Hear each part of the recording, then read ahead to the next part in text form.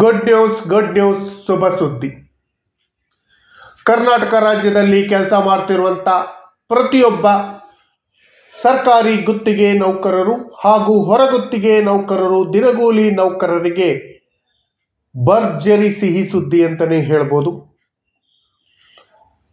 ಎಷ್ಟೋ ವರ್ಷಗಳ ಕನಸು ಈಡೇರಿದ ಕ್ಷಣ, ಹಲವಾರು ಹೋರಾಟಗಳ ಫಲವಾಗಿ ಈ ದಿನ ಸರ್ಕಾರಿ ಗುತ್ತಿಗೆ ನೌಕರರು ಹಾಗೂ ಹೊರಗುತ್ತಿಗೆ ನೌಕರರು ಸರ್ಕಾರಿ ನೌಕರರಾಗುವಂಥ ಸೌಭಾಗ್ಯ ಸಿಗ್ತಾ ಇದೆ.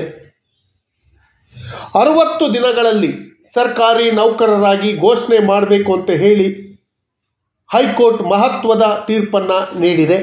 ಸರ್ಕಾರಿ ನೌಕರರಿಗೆ ಸಿಗುವ ಎಲ್ಲ ಸೌಲಭ್ಯಗಳು ಹಾಗೂ ಸಂಬಳ, ಪಿಂಚಣಿ ಸಿಗಲಿದೆ. ಏನಿದು ಮಾಹಿತಿ, ಇದ್ರ ಬಗ್ಗೆ ವಿವರವಾದ ಮಾಹಿತಿಯನ್ನು ತಮ್ಮ ಮುಂದೆ ಶೇರ್ ಮಾಡ್ತೀನಿ.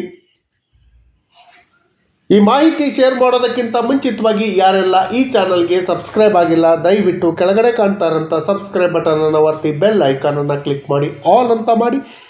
ನೀವು ಫೇಸ್ ಮಾಡ್ತಾ ಇರೋಂಥ ಯಾವುದೇ ಪ್ರಾಬ್ಲಮ್ ಇರ್ಬೋದು, ಆ ಪ್ರಾಬ್ಲಮ್ಗಳನ್ನು ಲೀಗಲ್ ಆಗಿ ಸಾಲ್ವ್ ಮಾಡ್ಕೊಳ್ಳೋಕ್ಕಿರೋಂಥ ಉತ್ತಮ ವೇದಿಕೆ ಸರ್ಕಾರಿ ನೌಕರ ಮಿತ್ರ ಯೂಟ್ಯೂಬ್ ಚಾನಲ್. ಸರ್ಕಾರಿ ಕಚೇರಿಗಳಲ್ಲಿ ಗುತ್ತಿಗೆ ನೌಕರರಾಗಿ ಹಲವಾರು ವರ್ಷಗಳಿಂದ ಕೆಲಸ ಮಾಡ್ತಿರುವಂಥ ಗುತ್ತಿಗೆ ನೌಕರರು ಹಾಗೂ ಹೊರಗುತ್ತಿಗೆ ನೌಕರರ ಕನಸು ಈಡೇರಿದೆ. ಗುತ್ತಿಗೆ ನೌಕರರು ಹಾಗೂ ಹೊರಗುತ್ತಿಗೆ ನೌಕರರನ್ನ ಸರ್ಕಾರಿ ನೌಕರರಾಗಿ ಘೋಷಣೆ ಮಾಡಬೇಕು. ಕೇವಲ 60 ದಿನ 60 ಡೇಸ್ 2 ಮಂತ್ಸ್ ಒಳಗಾಗಿ ಸರ್ಕಾರಿ ಗುತ್ತಿಗೆ ನೌಕರರು ಹಾಗೂ ಹೊರಗುತ್ತಿಗೆ ನೌಕರರನ್ನ ಸರ್ಕಾರಿ ನೌಕರರಾಗಿ ಘೋಷಣೆ ಮಾಡಿ ಅವರನ್ನು ಸೇವೆ ಕಾಯಂಗೊಳಿಸಬೇಕು ಅಂತ ಹೇಳಿ ಹೈಕೋರ್ಟ್ ಒಂದು ಐತಿಹಾಸಿಕ ತೀರ್ಪನ್ನು ನೀಡಿದೆ. ಆ ತೀರ್ಪಿನ ಅಂಶಗಳ ಬಗ್ಗೆ ಚರ್ಚೆ ಮಾಡೋಣ, ಅದರಿಂದ ನಿಮಗಾಗೋ ಲಾಭಗಳ ಬಗ್ಗೆ ತಿಳಿಯೋಣ. ರಾಜ್ಯದಲ್ಲಿರುವಂಥ ಗುತ್ತಿಗೆ ನೌಕರರು, ಸರ್ಕಾರಿ ಗುತ್ತಿಗೆ ನೌಕರರಿರ್ಬೋದು, ಹೊರಗುತ್ತಿಗೆ ನೌಕರರಿರ್ಬೋದು ಹಾಗೂ ದಿನಗೂಲಿ ನೌಕರರಿಗೆ ಜೀವನಕ್ಕೆ ವರದಾನವಾಗುವಂತಹ ಒಂದು ತೀರ್ಪನ್ನು ಹೈಕೋರ್ಟ್ ನೀಡಿದೆ ಅಂತಲೇ ಹೇಳ್ಬೋದು.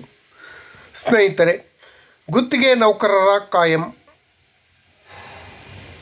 ಮಹಾನಗರ ಪಾಲಿಕೆಗೆ 60 ದಿನಗಳ ಗಡುವನ್ನು ನೀಡಿದ ಕರ್ನಾಟಕ ಹೈಕೋರ್ಟ್ 60 ದಿನದೊಳಗೆ ಅವರನ್ನು ಕನ್ಫರ್ಮ್ ಮಾಡಿ ಸರ್ಕಾರಿ ನೌಕರರಾಗಿ ಘೋಷಣೆ ಮಾಡಿಲ್ಲ ಅಂದರೆ ನ್ಯಾಯಾಂಗ ನಿಂದನಕ್ಕೆ ಗುರಿಯಾಗಬೇಕಾಗತ್ತೆ ಅಂತ ಹೇಳಿ ಗಡುವನ್ನು ನೀಡಿದೆ. ಇದರಿಂದ ಸಮಸ್ತ ನೌಕರರಿಗೆ ಯಾವ ರೀತಿಯಲ್ಲಿ ಲಾಭ ಆಗತ್ತೆ ಅನ್ನೋದು ನೋಡೋದಾದರೆ, ಮಹಾನಗರ ಪಾಲಿಕೆಯಲ್ಲಿ ಗುತ್ತಿಗೆ ಆಧಾರದಲ್ಲಿ ಕಾಂಟ್ರಾಕ್ಟ್ ಬೇಸಿಸ್ ಮೇಲೆ ಸರ್ವಿಸ್ ಮಾಡ್ತಾ ಇದ್ದಂಥ ನೌಕರರನ್ನು ಕಾಯಂಗೊಳಿಸುವಂತೆ ಕರ್ನಾಟಕ ಹೈಕೋರ್ಟ್ ಮಹತ್ವದ ತೀರ್ಪನ್ನು ನೀಡಿದೆ.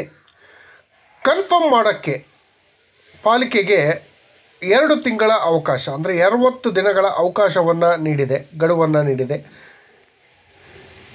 ಇದು ಪ್ರತಿಯೊಬ್ಬ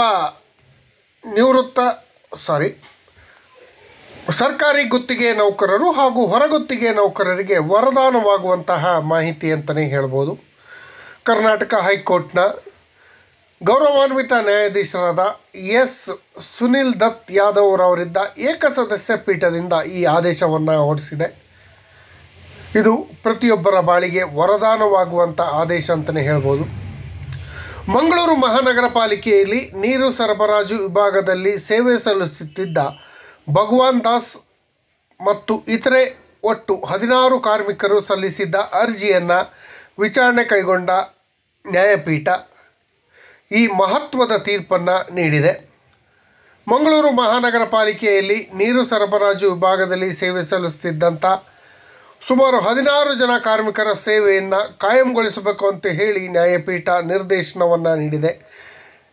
ನೇರ ನೇಮಕಾತಿಯಿಂದ ತಪ್ಪಿಸಿಕೊಳ್ಳುವುದಕ್ಕಾಗಿ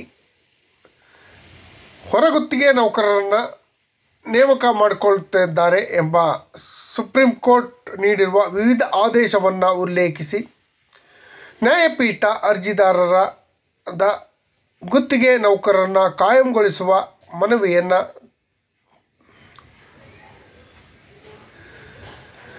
ತಿರಸ್ಕರಿಸಿ 2025 ಜನವರಿ 31ರಂದು ಜಿಲ್ಲಾಧಿಕಾರಿ ಹೊರಡಿಸಿರುವ ಆದೇಶವನ್ನು ರದ್ದುಪಡಿಸಿ ನ್ಯಾಯಪೀಠ ಆದೇಶವನ್ನು ನೀಡಿದೆ. 10 ವರ್ಷಗಳು ಪೂರ್ಣಗೊಳಿಸಿಕೊಂಡ ದಿನಾಂಕದಿಂದ ಕಾಯಂಗೊಳಿಸಿ ಆದೇಶ ಹೊರಡಿಸುವಂತೆ ಜಿಲ್ಲಾಧಿಕಾರಿಗಳಿಗೆ ಮಾನ್ಯ ಕರ್ನಾಟಕ ಹೈಕೋರ್ಟ್ ನಿರ್ದೇಶನವನ್ನು ನೀಡಿದೆ. ಮಹಾನಗರ ಪಾಲಿಕೆಯಲ್ಲಿ ಖಾಲಿ ಹುದ್ದೆಗಳಿದ್ದರೂ ಕೂಡ ಗುತ್ತಿಗೆ ಆಧಾರದಲ್ಲಿ ಸೇವೆ ಮುಂದುವರಿಸಲಾಗಿತ್ತು. ಗುತ್ತಿಗೆ ನೌಕರರ ನಿಯಂತ್ರಣ ಹಾಗೂ ರದ್ದತಿ ಕಾಯ್ದೆ ಸೆಕ್ಷನ್ 10 ಅಡಿಯಲ್ಲಿ ಮಹಾನಗರ ಪಾಲಿಕೆ ನೀರು ಸರಬರಾಜು ವಿಭಾಗದಲ್ಲಿ ಗುತ್ತಿಗೆ ಕಾರ್ಮಿಕರಾಗಿ ಸೇವೆ ಸಲ್ಲಿಸುತ್ತಿದ್ದ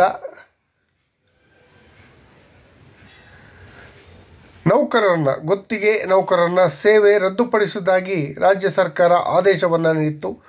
ಆದರೂ ಕೂಡ ಅರ್ಜಿದಾರರು 2006ರ ಬಳಿಕವೂ ಗುತ್ತಿಗೆ ನೌಕರರಾಗಿ ಮುಂದುವರೆದರು.